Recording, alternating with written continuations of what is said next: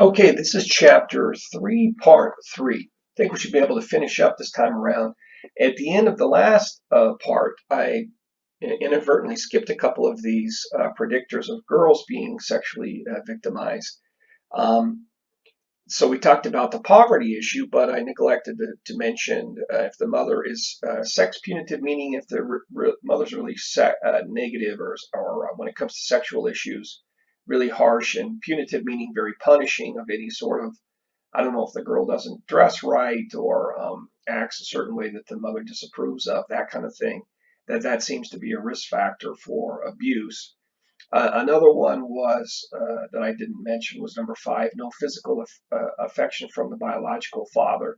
So if you have the biological father out of the picture, if he's either not available, not around, or kind of out of the picture, and it's a mother-only family, that is or has, the father has a bad relationship with the daughter, that sort of thing is a risk factor for being victimized. And this is all these risk factors point to the problem of we've seen in the country over the past few decades a growth in mother-only families where you have a mother raising the kids and dad's out of the picture. He's not involved, maybe not involved enough, doesn't live in the household with the mother and the kids. And so, again, that's a problem because you get vulnerability. You get the children less protected. You get sometimes, instability where you might get men kind of in and out of the family's life, with sort of, you know, men who haven't been around for very long and don't stay very long. So that sort of relationship instability that you might see with the unmarried mother, that again introduces unrelated men into the household, and that creates a risk. Again, we don't want to, when we say risk, we're not talking about stereotype. We're not saying, oh, if you have this kind of a situation, guaranteed you're going to have a problem. We're not saying that. We're talking about the chances of bad things happening. They go up when you have a mother-only family, and when you don't have an intact family with both biological mother and father together in the same household raising those kids. So since we've had a trend over the past few decades towards mother-only families, that creates a problem here, creates greater risk for these children. Now, I mentioned this term intimate partner violence before, but I actually hadn't really talked about it before. So let's make sure we're all on the same page with that. IPV is the abbreviation we use for that. But all we mean by that, by intimate partner violence, is violence between boyfriends and girlfriends, people who are dating, or people who are married, or people or exes, people who used to have a relationship. That's what, all that sort of stuff. We lump that all together, and we'll call that intimate partner violence, or IPV. So, as I mentioned earlier, and I think it was part 1, that women initiate physically striking a partner just as often as men initiate that. So we will learn in a later chapter, when we focus on violence in particular, in detail, you'll find out that violence is typically a dynamic interaction between typically two individuals. And so it's a fight, a verbal fight that is escalated into something physical. And so in that sort of dynamic, you'll see quite often you'll see females hitting males just as often as you see males hitting females. Whoever is initiating the physical activity. It's pretty much the same across the two genders for males and females. But as I've said before, that's where the similarity ends, because males inflict much more injury on the females and are much more likely to kill a female than the reverse, than female to kill a male.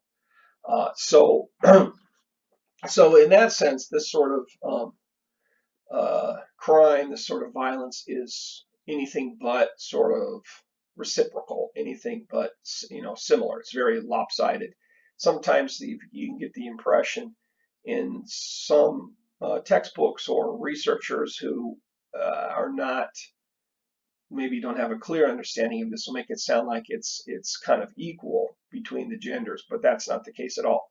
Only in the sense of that you do get plenty of hitting back and forth from both sides, but injury and death, that's mostly inflicted by males with females as the victims. Not 100%, but it's very lopsided. When it comes to serious violence, it's, heavily committed by males. If we're talking about homicide here, 90% committed by males. But on the other hand, if you see here this final sentence in this point, that if a woman is killed, if a woman is murdered, and you're trying to figure out uh, who did it, what are the circumstances, statistically speaking, most likely that she was killed by either a current partner, either boyfriend, husband, or ex. And that's the setting, the scenario, the motivation most of the time if a woman is murdered. Yes, you can see cases where a woman is murdered by a stranger. But even in those kind of circumstances, sometimes you might have a prostitute who gets killed by a John. And so they may know each other, or he could be a total stranger. But it's still very often in this context of sex, and more broadly speaking, of intimacy between males and females, where you tend to see violence sometimes occurring. And so that's, very much again, just to repeat that, if a female is victimized by violence, very often it's a intimate partner situation. The perpetrator's male, and either current or former partner. Depending on the study, about 1/4 of women end up as victims of IPV, intimate partner violence. So it's a troubling, it's a problem, because it's one of these types of serious crime, of serious violence, which but is disturbingly common. Is a common thing. Um, so it's definitely is a big social problem, and one that was not really. It's only been the past few decades that has been really recognized as being a serious social problem. In older times and more traditional times, this was sort of, people would turn their eyes away from this and think of it as being sort of a private domestic issue between the man and the woman. So a lot of times people would ignore it, or just sweep it under the rug, kind of a thing. That has changed quite a bit because we know what a serious social problem it is. Now, in terms of risk, it tends to be lower if the woman is married, and it tends to be higher if she's in any other sort of marital status, meaning if she's never been married, or if she's separated or divorced. All of those statuses have higher risk of being a victim of intimate partner violence. So marriage, in all of these different statuses, marriage has the lowest risk of domestic violence. Let's see. Oh, and also I mentioned before that, like with sexual abuse, that you see it most often among poor families, where we're talking about sexual abuse of children. Well, it's a similar sort of thing with domestic violence. That yes, you get it among all classes. You see this among wealthy people and middle class people, but you do see higher rates. The statistics are worse for poor um, people, especially poor women, women who are from poor minority communities face higher risks of being victimized by intimate partner violence. So it is something that there's a correlation between this type of violence and poverty, and you see that with lots of different types of violence, that it tends to be correlated with poverty, although don't take that too far, because we're only talking statistical tendencies. Anyway, so in this chapter, for the most part, we're laying out facts, statistics, that kind of thing, but we will definitely throughout the semester talk more about theories, and make more of an effort to try to explain these patterns. Why do you see more violence among poor people? et cetera, et cetera. So this is just an introduction here in chapter 3. Identity theft. Just we won't get into that because again, we could only scratch the surface here, and we just can't cover everything. But this is now become a huge problem in the United States. It wasn't a few decades back, but with the advent of the internet, the popularity of the sort of use of sophisticated technologies, internet, etc., cell phones, the whole bit, that you do see a lot more identity theft nowadays currently. Something like 10 million victims per year um, for a loss of approximately, an estimated $50 billion, which is a lot of money. So big, huge losses here. Now, to give you a little bit, I like percentages better than raw numbers like 10 million. So what that amounts to is about 3% of Americans. If we only looked at adults, maybe about 4% of Americans who are victimized with identity theft each year. So it's not a huge number, but it's troubling, even if it's just 3, 4, 5%. That's still, because this is a big sort of crime, you can really get in financial trouble, really be hurting if you're victimized this way. So it is a major problem. And one thing that makes this kind of crime difficult is that the criminals always tend to be about 2 steps ahead of law enforcement, and so it's tough to apprehend these criminals and punish them because they're sophisticated and slippery and always seem to be ahead of law enforcement. So it's a problem. You need to.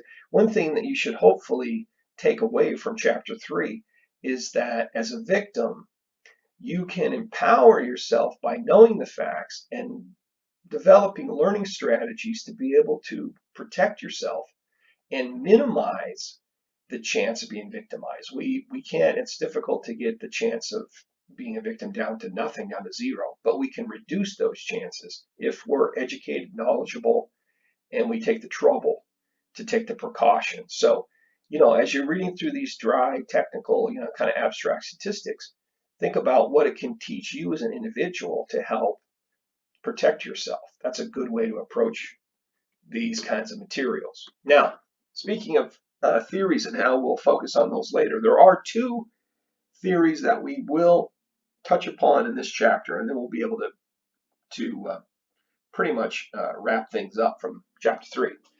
This first one is a really it's simple. It's almost too simple or small to call a theory, and it's not a major one in criminology, but it's almost like an idea that helps give certain understanding to violence, and that is victimization, um, or victim precipitation theory.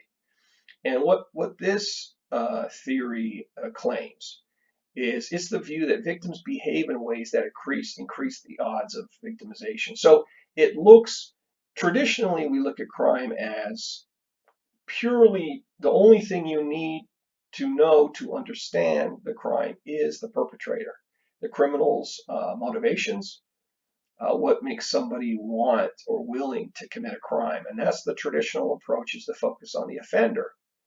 But the truth is that we can learn, we can gain insights more about the offender, the perpetrator. We can understand him or her better if we understand the victim better. And so this whole victimology, this kind of new subdiscipline within criminology, can help us understand crimes and criminals better to be able to better prevent and reduce the occurrence of crime. So one thing that what this theory is getting at is that if you go out and study violence in particular, violence more so than property crime and theft, but it can be true for theft too. But let's focus on violence. If you go out and study violence, you learn that very often if someone is a victim of a crime, that they act in a way or they say something that the perpetrator perceives as being offensive, insulting, and they respond with escalation, with, and I'm not going to get into the dynamics heavily in this chapter, but long story short is that we talked about before how um, victims of violence are often also perpetrators of violence. And so, yesterday I beat up on somebody, and today somebody beats up on me. And one of the reasons why you see that connection is that violent people, violent perpetrators, they tend to be sort of disagreeable people. They're people who don't get along with other people. They're people who are easily offended. They're people who see violence as a way to handle a problem, an issue that they have with somebody else. And so, if you're someone who's difficult and disagreeable and aggressive and provocative in the way you act and behave and talk, that what happens is it raises the risk that you end up becoming a victim of violence. People who are polite, who are kind, who are respectful, um, sensitive to other people, they're less likely to be victimized by violence. Now, we're not saying that never happens to somebody who's a really nice, polite, respectful kind of person. We're not saying it doesn't happen. Again, we're always speaking about statistics, and your odds of being attacked are higher if you act in a provocative ways that are perceived by people as being rude, offensive, aggressive, disrespectful, that kind of thing. So what victim precipitation theory is saying is that if you want to understand violence better, see it as a dynamic. It's sort of this back and forth interaction between the victim and the offender, and that you can understand it better if you look at it as a dynamic and not as a back and forth, and not just a nasty jerk who likes to go around attacking people. Well, that's true that the violent people do tend to be nasty jerks. Sometimes the victims are too, and that is in no way blaming the victim for being victimized. And I think I've got a note here about this. I want to mention just for a moment the issue of blaming. One thing that is controversial, and I really think it shouldn't be, in the study of victimology is some people will say, well, hold it. If you start focusing on the victims and what victims say or their behavior or anything they do as helping to explain a crime, it sounds like you're blaming the victim for the crime, like it's your fault that you got attacked, it's your fault that you were beaten up, or it's your fault that you were sexually assaulted or that you were sexually molested as a child. Somehow you did something to bring that upon you, so and therefore it's your fault. And that's not what this victimology is victimological approach is saying at all. It's saying a couple of things, but not that. It's saying that it's one endeavor, it's one enterprise or activity to try to figure out how do we explain this crime? How do we make sense of it? And sometimes there are things about the victim that can help us make sense out of what happened. But that analysis of trying to figure out what happened, that's different than the issue of who's responsible for the crime and who's legally responsible, legally liable, who should be punished for the crime. And the position that I would take, and I think most criminologists would take, is that the responsibility for the crime begins and ends with the perpetrator, the offender. If a person attacks someone, that they're responsible for that behavior. And it doesn't really matter what the victim was or was not doing. When we're talking about moral blame and responsibility, it's squarely on the criminal, on the offender. But that doesn't mean that we can't focus some of our research on characteristics of the victim, because focusing on the victim as well as the perpetrator and focusing on lots of different things like the circumstances under which the crime occurred, what the other people there, the other people involved, looking at the whole situation and the whole dynamic and the context of it can help us better make sense of crime and to prevent it. And as I said earlier in the chapter, if you're someone who understands crime and understands the victim part of it too, you can develop strategies. You'll have knowledge and strategies that will help you keep to empower yourself so that you can reduce the risk of being victimized. So it's the focus here when we're doing victimology. The focus is never to blame anything, to point any fingers at the victim, but rather to empower the victim, to potential victims, to increase our knowledge and understanding so that we can reduce crimes here. So we got to be careful with this and not mislead or not misunderstand what this line of research is trying to accomplish. Now, I'm getting a little bit long here, so I'll make this quick on routine activities lifestyle theory. So along with the focus on victim characteristics, you see this is a very important theory in criminology. The victim precipitation one is not that critical, but routine activities or slash lifestyle, which is kind of two different, very closely related theories that just have ended up with different names, but it's very much the same idea. That this is big. This is a very important theory within criminology. So according to routine activities theory, for a face-to-face crime to occur, when I say face-to-face, it's like someone sticks a gun in your face and wants your valuables, or say a sexual assault or a physical assault or a purse snatching, where it's a direct contact crime where the criminal is making contact with the victim or the victim's belongings. So this theory focuses on that kind of crime. So it wouldn't focus on crimes whether you don't have direct contact, right? So that's the focus. It doesn't cover every sort of crime, but where there's kind of contact between the perpetrator and the victim or the victim's belongings. So for this kind of crime to occur, this theory says you have to have three different things coming together at the same time. Number one, you have to have a motivated offender. That means you have to have a person who's willing, motivated, interested, open to committing a crime. If you don't have a person willing and motivated, crime's not going to happen. You have to have motivation there. You have to have a willingness and openness to commit a crime. So that's one factor, is a person who's looking for trouble, who's looking to break the law. Number two is you have to have what they call a suitable target. And that means that there's something that the criminal wants, this motivated offender wants. So it could be something valuable, it could be money, it could be a car that the criminal is interested in stealing.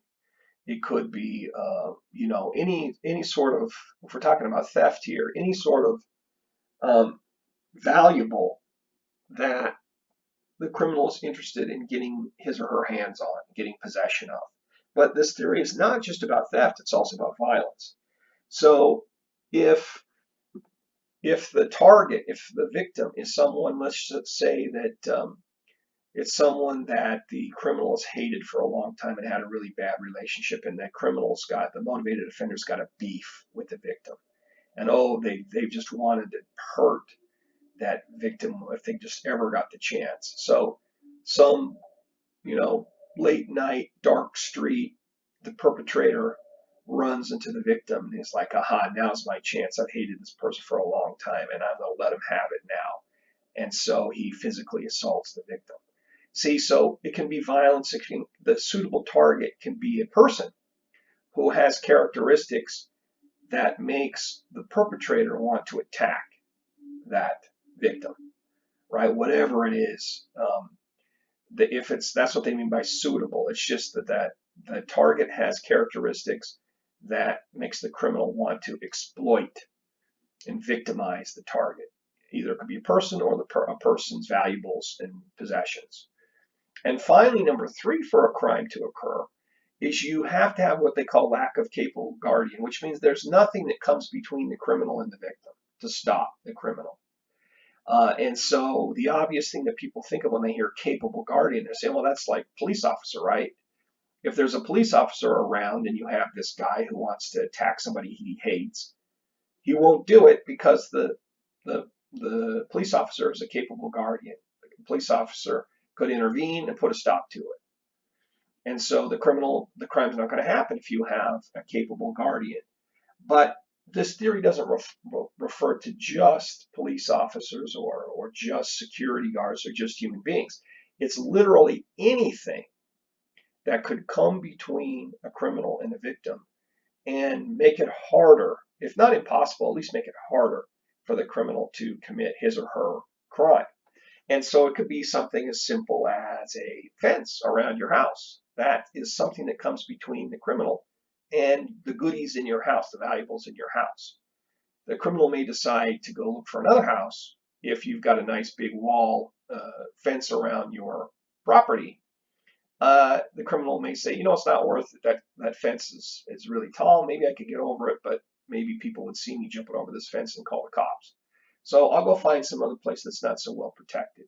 So anything you can think of, technologies like a home security system, locks, something as simple as locks, anti-theft systems in a car, a guard dog protecting your house, you know, pepper spray in your purse or, you know, on your person, you know, concealed carry, having a gun that you pack around for self-protection. Any of these things are technologies or techniques or things that get in the way, make it difficult for the criminal to commit his or her crime. And so this theory, you can see where it's going. It would say that if you want to stop crime, you've got to put things in between the criminal and the victim. Anything at all that will have at least some level of effectiveness. And so see this as theory that focuses on precautions and what can we do to defend ourselves? What can the victim do to empower himself or herself?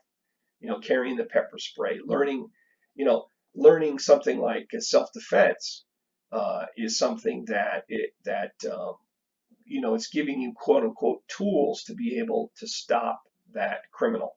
But so that's a little fuzzier because that's the victim developing the ability to protect himself or herself, right? But still, you see the idea that there needs to be something to block the criminal. That's what they mean by capable guardian. And if there is nothing to block the criminal, it's, you know, no protection, no precaution, nothing. Well, then the crime's going to happen, according to this theory. You got a motivated offender who wants to attack this victim or take the victim's stuff. It's going to happen because there's nothing there to stop it. So this theory is as we march through theories this semester, this is a different one and really offers something different because the focus is on the situation, not on the criminal's motivations. Yes, you have to have a motivated offender, but this theory kind of assumes that in any population, any city, any community, you're going to have a certain number of bad people, of people who are looking for trouble. And that's always going to be that way according to this theory. So, and that also this theory kind of says that it's hard to change people who are motivated to commit crimes. So let's not focus on that. This theory says, let's focus, in contrast to many other theories, let's focus on something else. Let's focus on the situations and how to make it hard for criminals to commit their crimes and how to empower victims, so potential victims, so they don't get victimized, right? So it's a different kind of approach, and therefore it makes it very useful theory. And let me sum that up here. That this theory's been out for, well, it's been out for quite a while now, a few decades. But what it was really kind of designed to explain was why we saw this huge crime wave in the 1960s and 70s. And they used this theory to explain that. And what they said was that you had important social changes, changes in routine activities that led to more crime. And the two things that they focused on was they said what happened in the 60s is you got a massive movement of women out of the sort of domestic household situation and into the workplace. And so what happened when you saw millions of women who were working outside of the home compared to what they tended to do in, say, the 1950s, was that it did two things that actually were conducive to crime. You had women away from the home transporting to and from work every day, and in big cities, this could be on a bus or a subway or a train, and or in parking in parking lots if you're driving a car, maybe a big parking lot, which could be a little high risk at, say, 6 o'clock in the evening, it's dark and you're heading home. That the idea was that you had more Americans, more individuals who were exposed to dangerous situations, high risk, high crime areas, especially in big cities, because of all these people who were leaving home during the day and returning at night potentially. And so there was a lot more opportunity for crime, a lot more opportunity of the convergence of motivated offenders and suitable targets, and where no one was around protecting them, lone individuals going to and from work. So that was one factor that they focused on. Along with that, too, was not just the mass movement of women into the workplace, but also that people were delaying getting married, and they were waiting longer and longer and getting older before they got married. So they spent more years. They spent their 20s as single, and single people tend to go out more, hang out in bars more often, in party situations, and out and about more. And again, anytime you're out and about, according to this theory, then there's a higher risk of crime because you're exposing yourself to sort of high risk situations where you might run into motivated offenders and not be protected, not have some capable guardian. So it was all these kind of social changes and changes in people's lifestyles that they think helped cause the crime rate to go up a lot. And the one other thing that they added was they said that also during this period of time, that you began to see things like electronics. You saw people had for one thing, had more income to be able to buy a lot of kind of goodies and extras and sort of luxury items, jewelry or electronics. And that in the case of things like electronics were getting smaller, lighter, more portable. And so compared to those big old huge stereos from the 60s, early 70s that were enormous, that they were getting more and more towards these light, portable, small electronics, which were easier to steal and easier to slip in your pocket and walk off with them compared to some big old huge stereo console that weighed a ton, that was made out of, the exterior of it, the casing of it was wood and really heavy.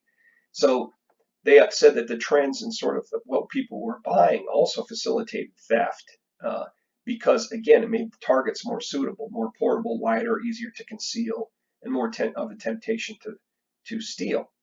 So they would predict that nowadays, and fast forward to current times, that we should have a lot of theft going on because we've got a lot of electronics all over the place, light, portable. But on the other hand, it's all very complicated because we also have better security systems and better, technological features to prevent theft. So it's complicated. Anyway, so I won't belabor that point. Let's finish this up. That this theory, we want to evaluate all these major theories, and this theory is a good one because it has a unique, different kind of focus. The facts back it up quite strongly. It is true that people who have a lifestyle that's in a big city, they're out and about more on the streets, alone, going to high risk places, away from the home a lot, that those people are more likely to be victimized by, you know, robbery or assaults, etc. And so that all of that, the data and the research supports that quite strongly. That also points to all of these strategies and precautions that we can take, very practical things that we can do to reduce crime, where we empower ourselves and we get smarter to reduce the risk of being victimized. So it's a practical theory, which makes it a good one. It's consistent, pretty much consistent with the facts, the data. So that makes it a strong theory. It's simple, it's clear. So overall, we have to give this a fairly high rating. It's also novel. It's also a fresh, different kind of approach. So it stands apart by itself. So that makes it a good theory too. One final thing with weaknesses. Well, one major weakness that we would say is that it doesn't focus on offender motivation. So that's an incomplete part of the theory, because a lot of us, all of us, have opportunities to commit crimes. I mean, you and I'm sure, have had plenty of opportunities where there's been some tempting, suitable target that we'd love to steal. I mean, easy pickings. It's human temptation for things like that. You want easy pickings, or a stack of money for nothing, that kind of stuff. And so, that sort of stuff is a natural temptation. But most of us don't take those opportunities when you see something that's not guarded or supervised. Most of the time, most of us don't commit those crimes. Why? Because we're not motivated. So you can't have a complete understanding of crime without focusing on the criminals, the offenders, and why some people are motivated to commit crimes and other people aren't. So that's, I would say, the one weakness is that it doesn't uh, it doesn't try to explain why some people are motivated to commit crimes. So no theory is perfect, no theory is complete, but that would be the one weakness that I would stress from this theory. And again, on the policy part, it's just very practical. It gives us tons of ideas of how we can put things between us and the criminals, between the victims and the criminals. And anything we do that is a least bit, strategic, smart, is going to have some effectiveness to reduce crime. Um, the final thing I'd have you take a look at is, and I'm trying to remember if I think that this is the correct page because we've got an updated edition of the textbook, but just take a look too in the chapter where it talks about victims' rights. And I don't have the time to talk about it here, but make sure and look at that section in the chapter on your own time. So this video has gone way too long. Let's stop it right here.